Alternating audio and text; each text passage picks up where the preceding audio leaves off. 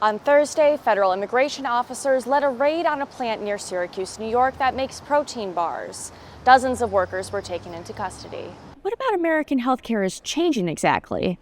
Democrats are pointing to controversial provisions in the One Big Beautiful Bill Act, which was passed back in July. The Congressional Budget Office estimates millions of Americans will lose healthcare coverage as a result of the bill. While Democrats are raising concerns about increased requirements for those seeking coverage, leading Republicans, including Vice President J.D. Vance, have touted other healthcare legislation that's included in the bill. The president also indicated that he would be pursuing an agreement with China and Russia to denuclearize, though it is unclear if talks are in the works. Courtney and Noah, Jeep owners or Jeepers have come out from all over southeastern Ohio today. It's the 8th anniversary of Ohio Jeep Fest, and organizers have a full weekend plan. The Department of Homeland Security and the Trump administration has made it very clear that their goal is to inspire self-deportation in these undocumented immigrant communities. So going back to that registry idea, that's sort of a double-edged sword, right? Because if these immigrants do register, then it might set them up for an easier deportation eventually. But if they're caught unregistered, that could cause higher penalties, like I said, fines or jail time. So the idea is essentially to compel this self-deportation by frustrating these undocumented undocumented immigrants so greatly that it's actually easier for them to return to the countries they may be fleeing.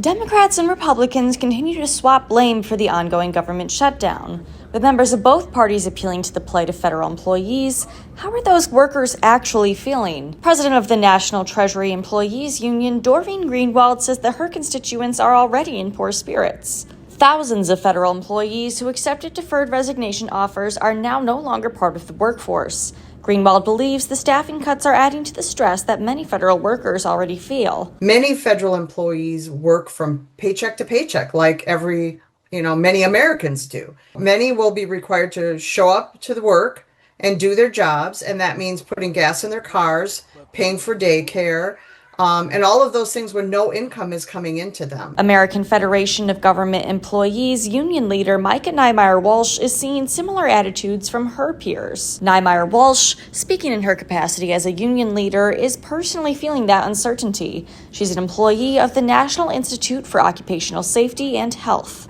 Beginning in April, the administration actually started laying off over 90% of NIOSH workers. And so our agency has kind of been not functioning as it should be. A member of federal law enforcement, speaking on condition of anonymity, told me that their coworkers have little hope for a resolution anytime soon. The employee says that morale within their department has been low since even before the shutdown. The federal worker did not wish to be identified because they are not authorized to speak with the press. For Spectrum News, I'm Megan Acker in Washington, D.C. They call themselves Jeepers. People absolutely enamored with Jeeps. And not just the classic Wrangler, Renegades, Liberties, Cherokees, dozens of them and their owners, all at the Ross County Fairgrounds over the weekend. Chad Lindsay is one of those owners. He has a 2010 Jeep Wrangler Rubicon. This is his 4th Jeep Fest. It's a good experience. It's great people to come here and talk with and get ideas for different builds. This year, Chad placed first in the Trail Rated Challenge. It's just one of a number of events Jeepers can do at Jeep Fest. From the mud course to the Trail Rated Challenge to barrel racing, there were plenty of chances for people to get their Jeeps nice and dirty. You think you're going a lot faster than you actually are because there's so much adrenaline going. You're just like, yes, we're going, we're getting it. And you watch your video and you're like, oh, I thought, oh, well, I had fun. But Jeep Fest isn't just about fun. It's about family, too. Tyler Morey has a 2007 Wrangler, which he's letting his son drive in the barrel race, the same event Tyler did last year. We were cheering on my son. He was worried about, well, what if I break your Jeep? I'm like, it's a toy for a reason. And that is what makes Jeep Fest so special. Family, community, and fun. Stop revving it! Stop revving it! Transfer case.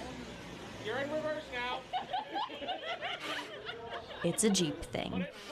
Reporting for Newswatch, I'm Megan Acker in Chillicothe. Time for our first break.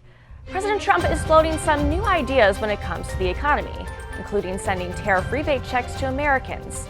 Coming up, we talk to an expert about that idea and the possibility of 50-year mortgages. Stay with us. Capital Tonight is coming right back.